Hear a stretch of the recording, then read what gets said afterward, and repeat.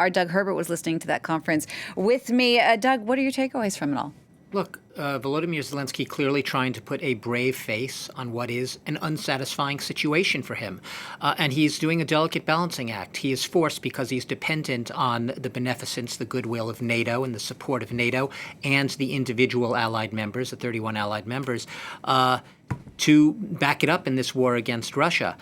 So he has to express at every turn his gratitude, his recognition for all they've done and all they've given so far, while at the same time making it clear that he is dissatisfied. And it is a delicate balancing act because, to put it bluntly, he doesn't want to piss off NATO and the allies that have been supporting him.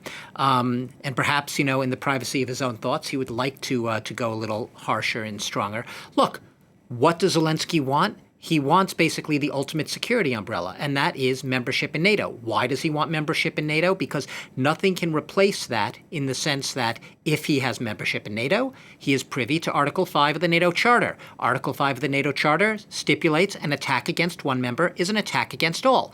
That is exactly why he's not getting what he wants, because the by far most influential, most powerful member of NATO, some would say the only member of NATO you actually need to listen to, the United States, has made it very clear that anything that might at this point provoke Vladimir Putin or lead to an escalation that could drag NATO into the war, because an attack against one is an attack against all, and possibly lead to World War III, is something that is simply a non-starter at this point. So that is why the U.S., the most powerful member in NATO, draws the line. That is why Zelensky isn't getting his ultimate security umbrella. That is why Zelensky is getting the next best thing, trying to put a brave face on these security guarantees, a document which will essentially be doing everything, dotting every I, crossing every T, to essentially say to Zelensky, you're not a member, but you're everything else but a member. You'll sit at the table with us at this new NATO-Ukraine Council. You'll be an equal partner with us. It's better than what came before.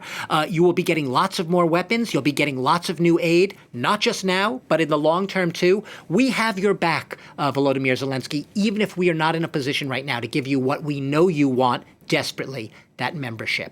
So a disappointed Zelensky, but one who understands, or says he understands, the reasons he's not being given that instant membership. He still wants that roadmap, a timeline, a path to an invitation to membership. What he's not getting today. I will just say that he comes across as very human, very sort of talking very bluntly about how he feels. He wears his feelings, his emotions on his sleeve. And I think that that's one reason he's able to connect so well with so many of the people he meets with. He's not speaking in sort of this wooden political language. He says what he thinks. He says what he believes. He acknowledges that he has gotten a lot from NATO, but he's also very disappointed, and he's made that clear. Right. So, Doug, now we basically have, I'm simplifying, but what seems like an almost NATO membership apart in name. What kind of reaction might this get from Russia, from Vladimir Putin? We don't have to speculate. We have seen the reaction from Russia.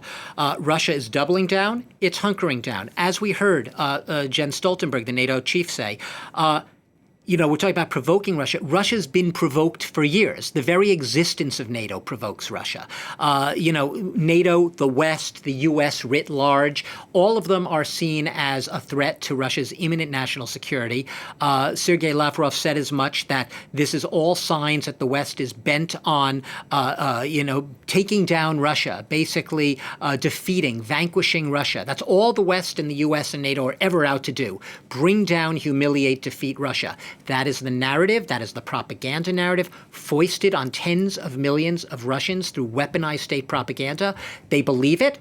Vladimir Putin believes it. He genuinely believes that this is now an imminent threat to Russia's national security, and he says there will be countermeasures. He said security guarantees from the G7 or NATO or the U.S. or whomever to Ukraine is going to undermine Europe's security and the security of the rest of the world order. So from Russia's perspective, everything today, no matter how much it may seem as legitimate defense to Ukraine, no matter how much Ukraine honestly believes that it is in a defensive posture against a very aggressive, belligerent Russia, from Russia flips that narrative on its face, turns it all around, in which NATO is the aggressor, the U.S. is the aggressor, The West is the aggressor. Ukraine has no right to legitimate defense because Ukraine is ultimately Russia, and Russia has a right to dictate what's happening in its, quote, own backyard. So all of this, Russia is going to predictably, you don't have to speculate, predictably react to by doubling down, being more belligerent, and being more aggressive. We've seen it over the past couple of days as the summit went on,